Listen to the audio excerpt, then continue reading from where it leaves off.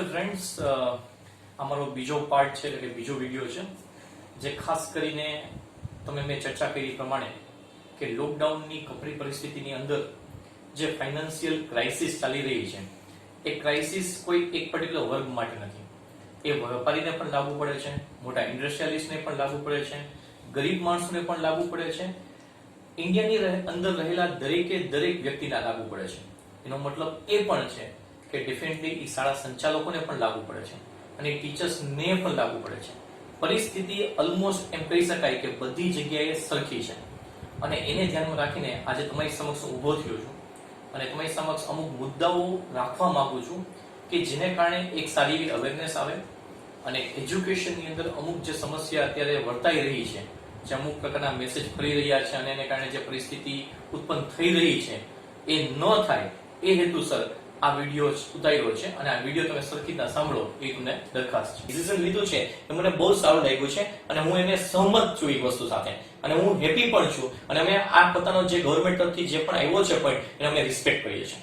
That is one point. Second મુદ્દો છે કે pending fees need to be recover. એટલે કે ખાસ કરીને જ્યારે 23 તારીખને માર્ચની અંદર આ ઘટના બની ત્યારે લોકડાઉન સડનલી થયું તો એ સમયમાં ઘણી બધી સ્કૂલની અંદર ઘણી બધી ફીસ છે લેવાની બાકી હોય. એટલે કે આપણે એવું કહી શકીએ કે ફેબ્રુઆરી, માર્ચ અને એપ્રિલની ફીસ લેવાની બાકી હોય અને આ આંકડા હોય છે એ કદાચ 10-15,000, 20,000, 25,000 ના હોય ધેટ ઇઝ ફાઇન. પણ જ્યારે એ આપણો 20 લાખ કે 15 લાખ કે 10 લાખ નો હોય તો ડેફિનેટલી એની અસર ઇકોનોમિક રીતે કોઈ પણ સંસ્થાને પડે. આજે હું આ વસ્તુ એટલા માટે કહું છું કે મધ્યમ રેન્જની જેટલી પણ સ્કૂલ છે એમાં ઘણા લોકોની પેન્ડિંગ ફીસ છે અને એ પેન્ડિંગ ફીસ ઓલમોસ્ટ 10 થી 15 કે 20 લાખ રૂપિયા હોય તો એક બહુ મોટી અમાઉન્ટ છે. કારણ કે તમે જોવો છો ઇન્ડિવિડ્યુઅલ લેવલ જોવો છો, હું જોઉં છું ત્યારે આ 25 લાખ કે 20 લાખ કે 15 લાખ એ બહુ મોટી રકમ છે. આ મારો બીજો મુદ્દો છે.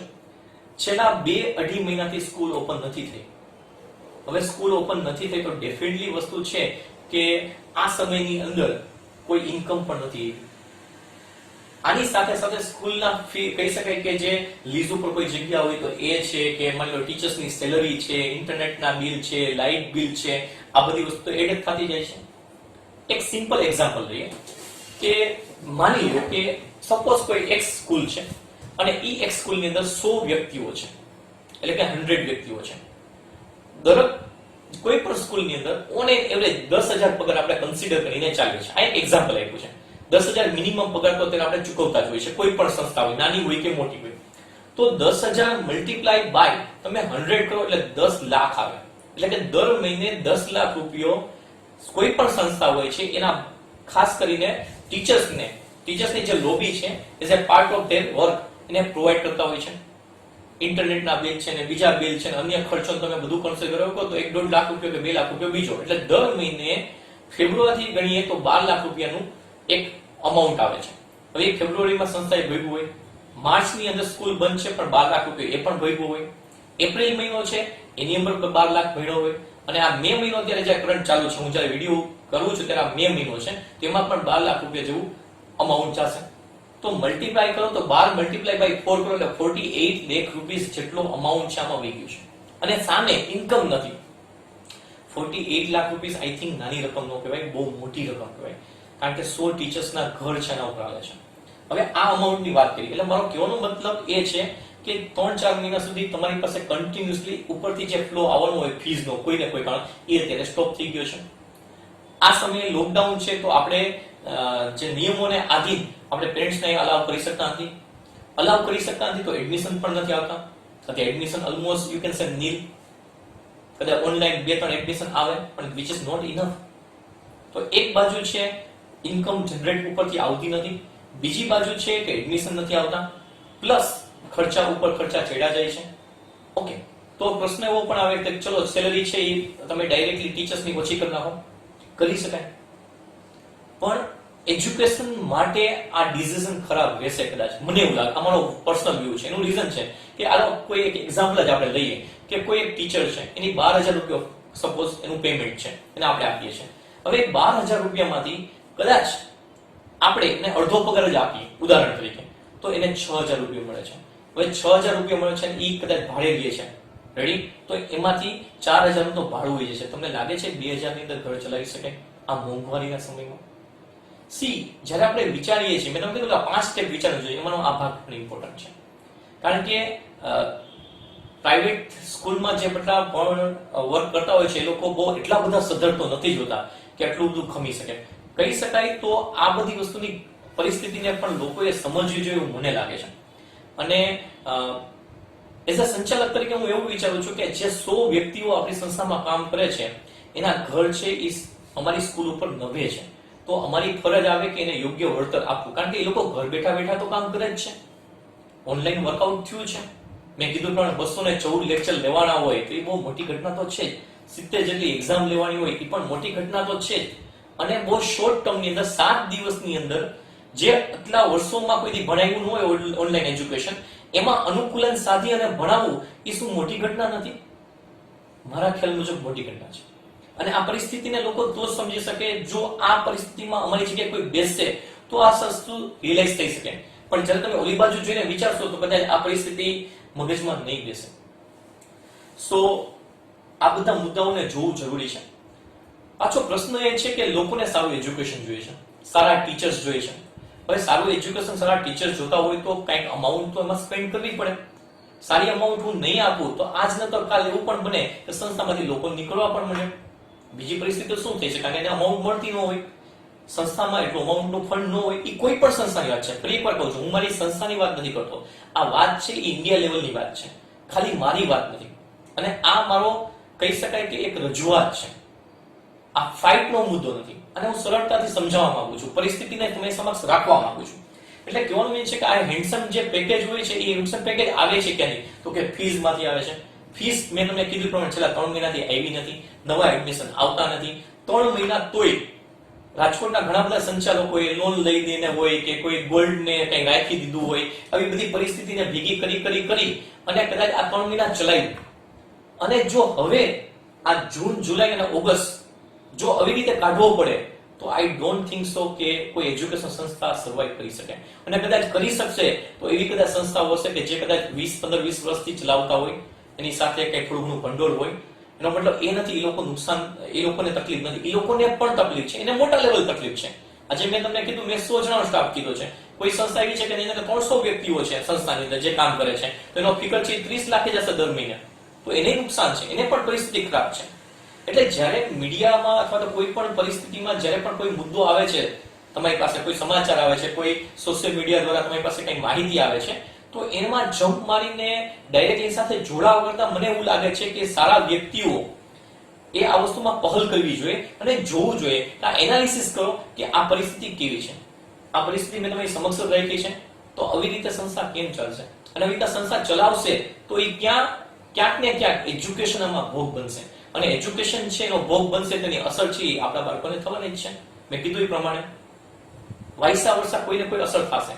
તો મારી એક દરખાસ્ત છે બધા લોકોને કે થોડુંક જુઓ તમે લોકો, અને મારા મુદ્દાઓ છે બહુ સટીક છે, યોગ્ય છે, સચોટ છે અને વિથ બહુ ક્લેરિટી સાથે હું મૂકું છું અને રિસ્પોન્સિબલ થઈને મૂકું છું. હું બોલું છું એના માટે હું રિસ્પોન્સિબલ ડેફિનેટલી છું, પણ તમે અલગ સમજો છો એના માટે હું રિસ્પોન્સિબલ નથી. આજે જે મુદ્દાઓ છે બહુ સરસ મજાના છે, દરેકે દરેક મુદ્દાઓને મેં આવરવાની ટ્રાય કરી છે. તો મારી એક હમ્બલ રિક્વેસ્ટ છે નાની એવી કે આ વસ્તુ જો. માર્કેટમાં એવું પણ કહેવામાં આવે છે કે રૂપીઝ નથી. મને બહુ શોક લાગ્યો, હમણાં એક ન્યૂઝપેપરની મારી પાસે આમાં એડ પણ છે જે તમે પણ જોઈ શકો છો કદાચ, કે એવું કહેવામાં આવ્યું કે 8 કલાકની અંદર, રાજકોટની વાત કરું છું સ્પેશિયલ, 8 કલાકમાં 3 કરોડના પાન ફાકી અને તમાકુ વેચાણા, 2 કરોડના મોબાઈલ વેચાણા છે અને ઓલમોસ્ટ યુ કહી શકાય ઇલેક્ટ્રિક માર્કેટમાં 50 લાખથી વધુનો વેપાર 8 કલાકમાં થયો છે. મને નથી લાગતું કે લોકો પાસે એટલા રૂપિયા નથી. એટલું તો લોકો પાસે અમાઉન્ટ હોય કે જે બેઝિક લેવલ પર વર્ક થઈ શકે. તો આટલું બધું વસ્તુ થઈ જ ન શકે. મેં હમણાં કંઈક પર્ટિક્યુલર પ્રદેશની અંદર સાંભળ્યું 300 કરોડનો લીકર એટલે કે દારૂ છે વેચાણો છે. તો માણસો પાસે આ બધી વસ્તુ માટે કદાચ પૈસા છે. હું એની અગેન્સ્ટમાં નથી. ચલો તમાકુ, દારૂ છે, ખરાબ વસ્તુ છે, એવા એંગલથી હું કોઈ ચર્ચા નથી કરવા માંગતો અને મારે એમાં કોઈ પણ જાતની ટિપ્પણી પણ નથી કરવી. આ પ્રશ્ન અહીંયા આવે છે કે જ્યારે આવી વસ્તુમાં રૂપી સ્પેન્ડ થાય છે તો એજ્યુકેશનમાં શું કાને નહીં? એજ્યુકેશનમાં માણસો સ્પેન્ડ કરવા માટે શું કાને રેડી નથી? શું એજ્યુકેશન કરતા પાન ફાકી મહત્વના છે? શું એજ્યુકેશન કરતા લીકર મહત્વનું છે? એનો મતલબ એવો નથી આજે હું ચર્ચા કરું છું કે આપણા જેટલા પણ પેરેન્ટ્સ હશે એ બધું કરતા હશે. ઘણા આ કેટેગરીમાં ન પણ આવતા હોય છે, પણ કદાચ બીજી વસ્તુમાં મોબાઈલ લીધા હોય એમાં આવતા હોઈ શકે, ઇલેક્ટ્રોનિક સાધનો વસાવ્યા હોય એમાં પણ આવી શકતા હોય. તો જ્યારે આ બધી વસ્તુની પરિસ્થિતિને જોઉં છું ત્યારે એજ્યુકેશનની પરિસ્થિતિ કથળતી અથવા તો દર્દનાક દેખાય છે કે એજ્યુકેશનમાં આવું શું કામ થઈ રહ્યું છે અને એજ્યુકેશનને શું કામ સોફ્ટ ટાર્ગેટ તરીકે લેવામાં આવે છે. એવી કઈ ભૂલ થઈ છે સંચાલકોથી, એવી કઈ ભૂલ થઈ છે ટીચર્સથી કે જેના દ્વારા એને જ મહત્વ બધું કરવામાં આવે છે. આજે જેમ બીજા લોકો કોઈ વેપારી હોય કે એ લોકોના જે ધંધા નથી ચાલતા એવી રીતના ટીચર્સ પણ અત્યારે ઘરે બેઠા છે, પણ ઘરે બેઠા બેઠા કામ કરી રહ્યા છે. કદાચ વેપારીની અંદર એવું બની શકે એની માલ નહીં વેચાતો હોય એવું બની શકે, સાચી વાત છે, પણ અહીંયા તો ટીચર્સ ઘરે બેઠા બેઠા પણ 5-5, 7-7, 8-8 કલાકનું કામ કરી રહ્યા છે, એ પણ ઓનલાઈન કરી રહ્યા છે. તો શું એના પોતાના જે ઇન્ટરનેટ કનેક્શન છે એના જીબી નહીં વપરાતા હોય? એનો સમય શું આમાં સ્પેન્ડ નહીં થતો હોય? એનો મગજનો શું આપણે યુઝ નથી કરતા? ઘણા બધા પ્રશ્નો છે, પણ આને ખરેખર એક બીજા એંગલથી જોવાની વાત છે. મારી એક રિક્વેસ્ટ છે, આ મારો વિડીયો જેટલા પણ લોકો પાસે જાય છે અથવા જશે કદાચ ભવિષ્યમાં, એને એક હમ્બલ રિક્વેસ્ટ છે, એક નવા એંગલથી જુઓ. તમને નવી વસ્તુ જોવા મળશે. આ મુદ્દો મારી સંસ્થા પૂરતો મર્યાદિત નથી. આ મુદ્દો બધા લોકોને લાગુ પડે છે. તો આ વસ્તુને સારી રીતે જોવે એવી હું આશા બધા લોકો તરફ રાખું છું. તો મારી એક ઈચ્છા છે કે તમે લોકો જો તમારું કોઈ કોન્ટ્રીબ્યુશન આપી શકતા હોય તો પેલું ઇન્સ્ટોલમેન્ટનું કોન્ટ્રીબ્યુશન નાનું 1 મંથનું આપો કે 2 મંથનું આપો. તમારી પાસે અમાઉન્ટ હોય, આપણે ફૂલ સેલેરી પેમેન્ટ છે નથી જોતા, આપણે ફૂલ ફીની આગ્રહ પણ નથી રાખતા. હું ફરી એકવાર કહું છું, હું કોઈ આગ્રહ અથવા એવો કોઈ પોઈન્ટ નથી મૂકતો. મારો પોઈન્ટ એ છે કે પેલા ઇન્સ્ટોલમેન્ટમાં તમે જે કાંઈ અમાઉન્ટ 5,000, 6,000 કે 7,000 વોટએવર તમે જે આપી શકતા હોય એ રાજકોટની જે પણ સ્કૂલમાં તમે હોય એમાં થોડુંક અમાઉન્ટ તમે આપો કે જેના લીધે એક આખું સાયકલ છે આખીથી ચાલે. અને આ સાયકલ એક જગ્યાએ બંધ થશે તો એની અસર ઘણી જગ્યાએ થશે. આજે તમારા માટે હું એમ નથી કે તમે ફી 20-25 હજાર હોય તો તમે આપી દો. નો, ધેટ ઇઝ નોટ પોસિબલ. અને હું એના માટે મને ખબર છે કે આજે પરિસ્થિતિ ખરાબ છે તો તમારી પાસે એટલા રૂપિયા તો નહીં જ હોય પેરેન્ટ્સ પાસે, પણ તમારી પાસે 25 ની આશા નથી રાખતો, પણ એટલીસ્ટ તમે 5-7 હજાર કે 8 હજાર જેટલી જે અમાઉન્ટ તમારી પાસે હોય છે એ તમે કોઈ પણ સ્કૂલમાં ભરો કે જેને લીધે આખું સંચાલન કરવું ઈઝી પડે અને ટીચર્સને પણ પગાર યોગ્ય જગ્યાએ મળે. રેડી? આજ ન તો કાલ કદાચ એવું બનશે કે તમારે પેમેન્ટ તો કરવાનું થશે, તો એની અંદર તમારે ત્યારે આપો, એના કરતા અત્યારે અમુક અમાઉન્ટ આપો. ફરી એકવાર આ જ્યારે મુદ્દો વાત કરું છું ત્યારે હું આ ફરજિયાતપણે નથી. તમે એવું ન સમજતા કે મેહુલ સર છે કે આ વ્યક્તિ છે કે આ પર્ટિક્યુલર વ્યક્તિ છે. હું બિહાફ ઓફ ધ રાજકોટ અથવા ઇન્ડિયાની બધી સ્કૂલ વચ્ચે આ વસ્તુ કહું છું કે ભાઈ તમે તમારાથી જેટલું થાય એટલું ઇન્સ્ટોલમેન્ટ આપો જેનાથી કામ કરવું સરળતા રહે. અને આ ફરજિયાત નથી, તમારાથી પહોંચાઈ શકતું હોય, તમારી કેપેસિટી હોય નાની મોટી જેટલી પણ કેપેસિટી હોય એ કેપેસિટી તમારું જે કોન્ટ્રીબ્યુશન તમે આપી શકો એ આપો. આ તમે એજ્યુકેશનમાં આપો છો, આ તમે રોંગ જગ્યાએ નથી આપતા. અને આ એજ્યુકેશનમાં આપવાથી ખરેખર આપણા બધાનું ભલું થશે. તો આ મુદ્દાને હું રાખું છું. આ એક સરસ મજાનો આમાં એક ફોટોગ્રાફ છે કે તમે જોઈ શકો છો અને આની અસર તમને જોવા મળશે. જો એવું થશે કે ફીસ નહીં આવે અને એવી બધી ઘટનાઓ થતી રહેશે અને આને રોંગ રીતે લેવામાં આવશે એજ્યુકેશનને, તો કદાચ નાનો માણસ છે આમાં દબાઈ જશે. નાનો માણસ એટલે ટીચર્સ દબાશે આમાં, જે મારી ઈચ્છા નથી કે એવું કંઈ થાય. હું મારા તરફથી પૂરા પ્રયાસ કરીશ કે અમારી ટીમ, અમારા લોકો અને દરેક સંચાલકો પોતપોતાની ટીમ અને ટીચર્સને હેલ્પફુલ થવા માટે રેડી છે, પણ એમાં સહયોગ અમને પેરેન્ટ્સ તરફથી થોડોક જોઈએ છે. લાસ્ટ મુદ્દો છે, now decision is up to you, how can you help us.